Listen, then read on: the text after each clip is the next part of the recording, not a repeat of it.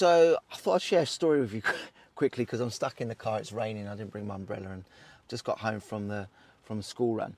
On the way to work, or not on the way to school to drop my kids off this morning, my 7-year-old son, I hear him counting in the background, but counting slowly, right? So he like counts 1, then he'll wait a minute, and then 2, and then 2 minutes later, 3. And I asked him, Louis, what are you doing?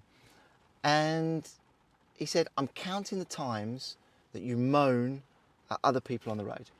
And your record is 11. Can you believe that? He's been counting all this time, times I moan at people in the road.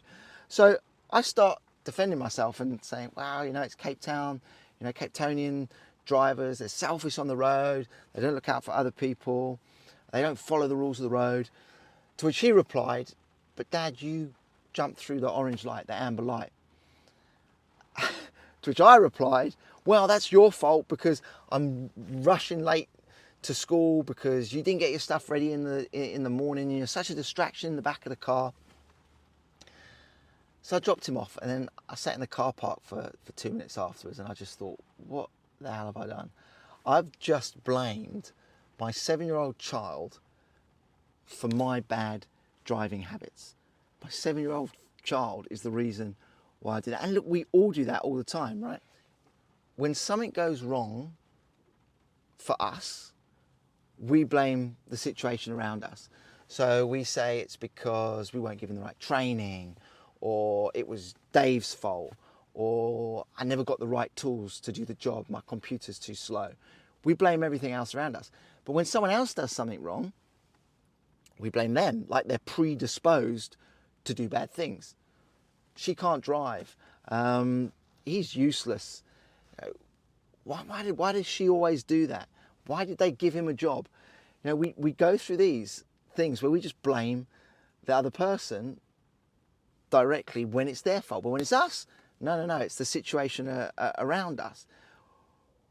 It's important to know this about ourselves, right? It's important to know that we do this and that we respond differently to the circumstances we're in.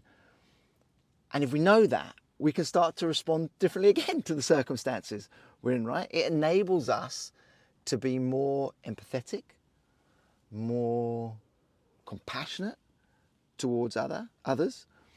And it's certainly something I'm going to be pondering on today. And I encourage you guys to do the same. When we're in situations, how much of it is actually the environment around us? How much of it is the other things around us? And how much of it is our character, our personality that's caused that thing to happen? And just take a pause, take a moment, and before responding, and just think, okay, actually, it's probably a bit of everything here, and I'm going to respond differently to that. So I'm going to try and do that today. I'm going to ponder on that. I encourage you guys to do the same. And I know the one thing I have to do is a big apology when I pick Louis up from school today, which is probably going to mean an ice cream as well.